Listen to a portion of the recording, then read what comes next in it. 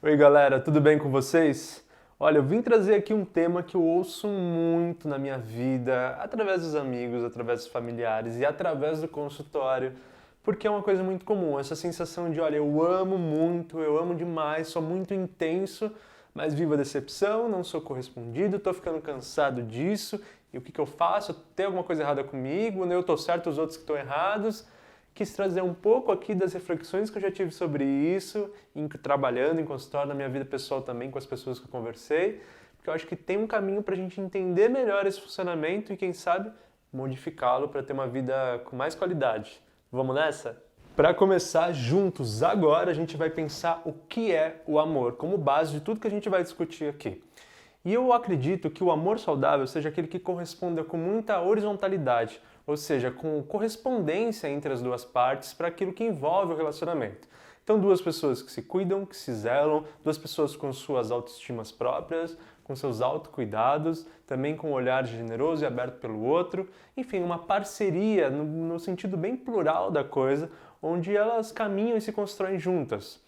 Existe um poeminha, um verso que eu amo, é um verso de um poeta chamado Rainer Maria Rilke, é um tcheco, que ele fala assim: o amor são duas solidões protegendo uma outra. Já usei essa frase em outros vídeos, uso nos meus livros, e ela é fantástica porque ela mostra o quanto antes de sermos um casal, somos indivíduos com uma existência única em vida. Então somos duas solidões, mas que cuidamos uma da outra. Isso é importante para a nossa percepção nos nossos próximos passos aqui nesse vídeo, para entendermos que a nossa individualidade é um lugar muito importante numa relação saudável e ela é muito comprometida quando a gente vivencia essa coisa de não ser correspondido, de vivenciar essa intensidade avassaladora aí dentro de você. Vamos seguir pensando.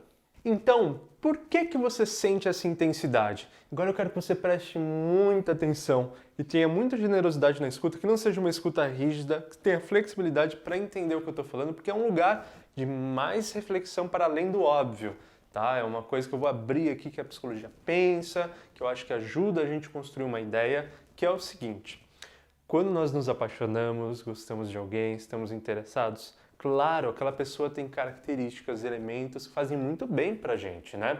E muitas vezes pode ser que aquela pessoa tenha características, dinâmicas, elementos que supram na gente uma angústia muito grande. Então, assim, há algo que me falta intensamente, algo que não adquiri, que não aprendi, que não desenvolvi em mim, na minha vivência, né, na minha história de vida, e essa pessoa tem muito. Ou, se não, essa pessoa, a ideia de se relacionar carrega muito isso. Só para dar um exemplo, vamos por uma pessoa que não recebeu muito afeto ao longo da vida, da família, não recebeu o afeto das pessoas próximas, foi uma pessoa mais desamparada emocionalmente. Claro que desenvolveu uma paixão louca, intensa, maravilhosa por alguém que ela acha um monte de características que a alimentam, que ela admira, vai trazer um combustível tão forte para essa paixão que ela vai com tudo, mas numa intensidade muito, muito, muito, tanto que pode ser que ela vá muito forte, a ponto de não deixar nenhum outro respirar, o outro conceber, ou a relação ser estruturada de uma maneira mais organizada.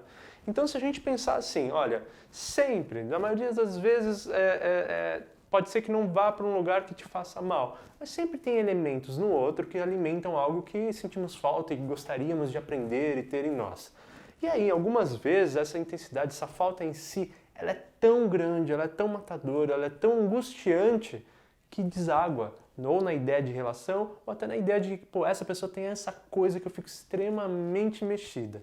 Então, para entender o quanto que estamos compensando uma ausência interna num objeto que é o outro, nessa pessoa que é o outro, e por isso gera uma intensidade dominadora, porque ela é totalmente correspondente e proporcional ao tamanho de uma angústia que tem. Ah, Victor, mas eu não sinto ela.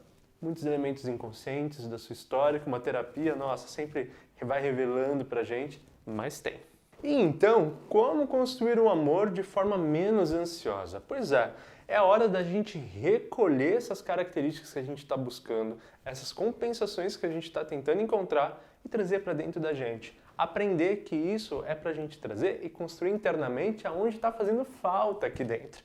Pode ser vivenciando o relacionamento com o outro, mas mais do que isso, se conhecendo e descobrindo, inclusive em outros lugares, em outras atividades, que você mesmo possa decidir fazer da sua autonomia, para que você encontre esses elementos, esses tesouros, para você compensar menos no outro, para ficar projetando menos no outro. Então vamos lá. Num relacionamento, você precisa entrar nele de uma maneira muito mais calma, no sentido de desenvolver um autoconhecimento do porquê que você está ali, o que eu quero aqui, o que eu estou buscando aqui.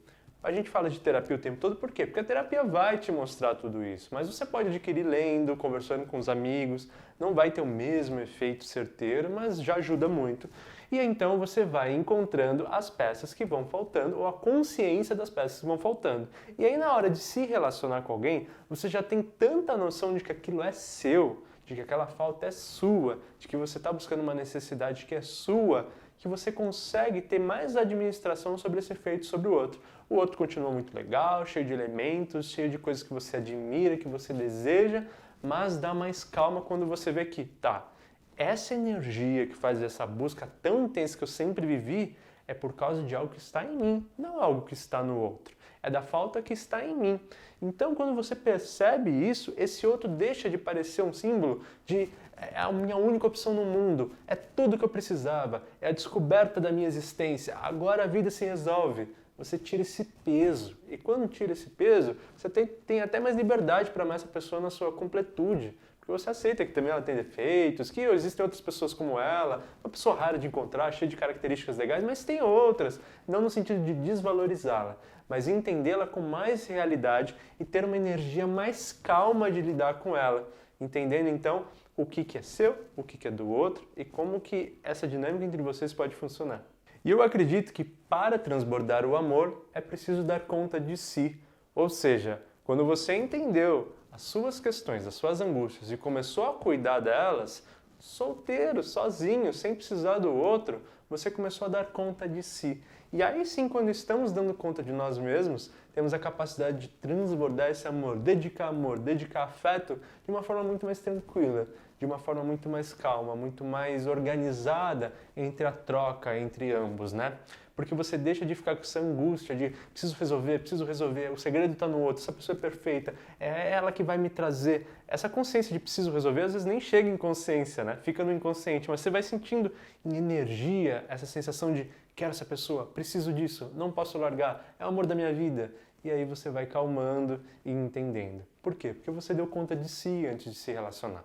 Esse antes não é necessariamente cronologicamente, pode ser em um mesmo tempo, mas é preciso ter essa separação. Eu estou trabalhando sobre mim, eu comigo mesmo, entendendo que eu usufruo dos meus aprendizados para oferecer a mim mesmo as soluções que preciso, e esse outro, olha, vem com uma parte somatória, que me potencializa, me ajuda, me deixa feliz, mas em retribuição também, você cuidando de si, tem elementos para oferecer para esse outro, elementos gostosos, das suas características, das coisas boas que você carrega dentro de você, e aí a troca vai ficando mais genuína. Mas dar conta de si antes de transbordar o amor por aí. E aí amarramos tudo e entendemos lá no início por que eu disse sobre o que é o amor. E essa troca genuína e horizontal e correspondente. Porque é preciso entender que quando numa relação o único objeto desejado, ovacionado, é uma parte só, é um outro só, ou seja, você não oferece isso, é só o outro que é o endeusado, não fica genuíno, não tem troca e nem esperta o interesse no outro. O outro está a fim de se relacionar com alguém que também possa oferecer valores, coisas legais, coisas que ele admira. E aí você não oferece, você fica só babando desesperadamente que aquela pessoa é o ouro da sua vida e aí eu não consigo me apresentar. Não consegue oferecer o que você tem de legal. Você só oferece fanatismo, não oferece as suas características como contribuição também para o desenvolvimento do outro. Então é muito fácil não ser correspondido assim. E as pessoas se assustam quando elas veem que, olha, essa outra pessoa só está se realizando, sendo feliz, se organizando por causa da minha existência. Peraí, eu não dou nem conta de mim direito, né? Vou dar conta desse fervor do outro incompleto? Não dá, não é possível. Então, por isso a genuinidade da troca horizontal, da complementariedade horizontal e correspondente no sentido de cuide de si, entenda suas características, os elementos bons que tem em você e conserve eles e viva eles na troca romântica. E ele vai te oferecer o mesmo.